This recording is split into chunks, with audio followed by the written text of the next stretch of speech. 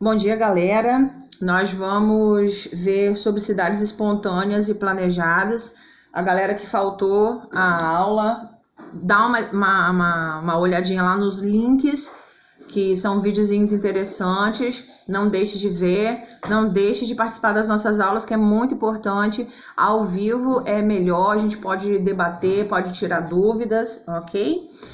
A maioria das cidades brasileiras se formou de maneira espontânea, ou seja, sem planejamento.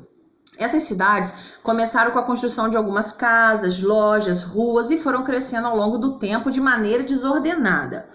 Ouro Preto, em Minas Gerais, por exemplo, foi uma cidade que cresceu de forma espontânea por causa da atividade mineradora na região no início do século XVIII. Porém, aqui nós temos a planta de Goiânia, que fica em Goiás. Vocês podem observar que ela foi uma cidade planejada, porque você vê a organização, a disposição das ruas. Aqui tem círculo, retas, meia-lua. Então, ela foi projetada. Aqui embaixo nós podemos ter uma visão de cima da mesma cidade.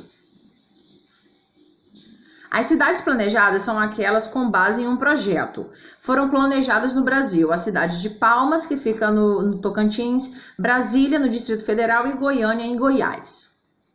Na próxima página, vem perguntando qual é a diferença entre cidades planejadas e espontâneas. As cidades espontâneas crescem e se expandem de modo desordenado. Não existe uma organização para essas cidades. Eles vão montando uma loja aqui, uma casa ali, outro apartamento ali, mas não tem uma disposição, uma organização de ruas, avenidas. E as cidades planejadas se originam a partir de um projeto urbano. Quer dizer, as cidades planejadas, elas literalmente ao pé da letra, elas são planejadas mesmo, elas são arquitetadas. 14, observe a fotografia abaixo da cidade de Ouro Preto e na letra A descreva a disposição das construções, né? Grossamente falando, a posição. Elas não seguem um padrão, as ruas são curvas e pequenas e não há um desenho padrão, quer dizer, não há uma organização, um traçado. B, que elementos da imagem indicam que a cidade de Ouro Preto cresceu de forma espontânea? Não é possível, qual é a resposta? Não é possível observar as ruas, não é possível observar o formato dos quarteirões, nem os limites da área urbana que avança pelo morro, quer dizer, que sobe pelo morro, né? Então, não há uma arquitetura nisso aqui. Na questão número 15, veio perguntando a nossa cidade, se ela foi planejada ou se ela foi espontânea. Nossa cidade foi espontânea.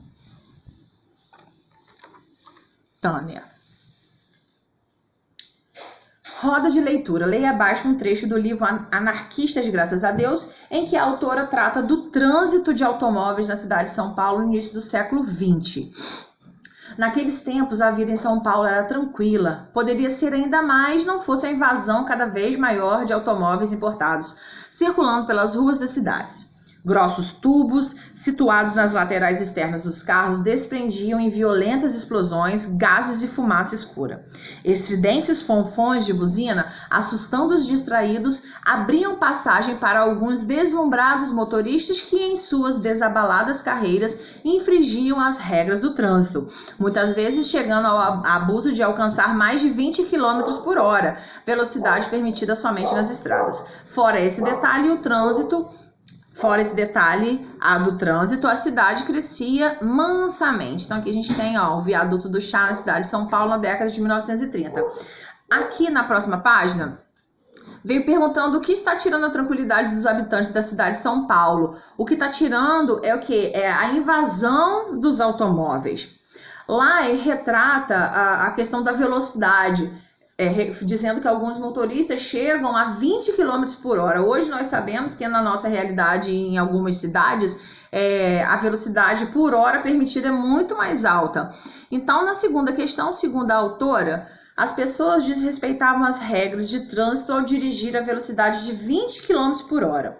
Era para a gente pesquisar na internet os limites de velocidade para vias urbanas prevista pelo Código Brasileiro de Trânsito.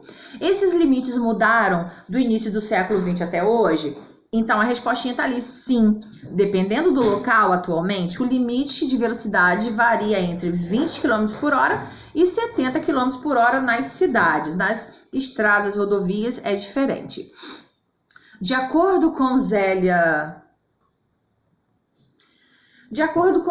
Gattai, no começo do século XX, a cidade de São Paulo crescia mansamente. Procure um dicionário o significado da palavra manso e registre. Então, aqui embaixo está escrito o significado. Manso é sossegado, bom, dócil, pacato, tranquilo, calmo. Esses são dos sinônimos para manso. Aqui vem falando um pouco sobre a Zélia, deem uma lidinha. Nessa página, nós vamos relembrar algumas coisas que nós falamos nesse capítulo. As cidades são diferentes, algumas são muito movimentadas, outras mais tranquilas. Em algumas há pouco espaço sem construções, em outra há bastante espaço e poucos prédios altos. As paisagens das cidades mudam com o tempo e suas funções também podem mudar. As cidades podem ser espontâneas ou planejadas, e as cidades têm diferentes funções turísticas, comerciais, industriais e etc. Aqui nós vamos fazer o nosso mapinha de aprendizagem, bem resumidinho, sobre a matéria que a gente estudou neste capítulo. Nós temos no centro aqui cidades, que foi o tema central, e as suas divisões. Vimos grandes e pequenas, planejadas e espontâneas, e tipos de cidades. Exemplo, turísticas, históricas, tem comerciais e etc. Um abraço, fiquem com Deus, tenham um bom final de semana e não esqueçam, segunda-feira a gente tá juntinho de novo e não deixe de participar das nossas aulas online, porque ali a gente tem um contato melhor, a gente pode trocar ideias e ter aquele contato direto. Um beijo, fiquem com Deus.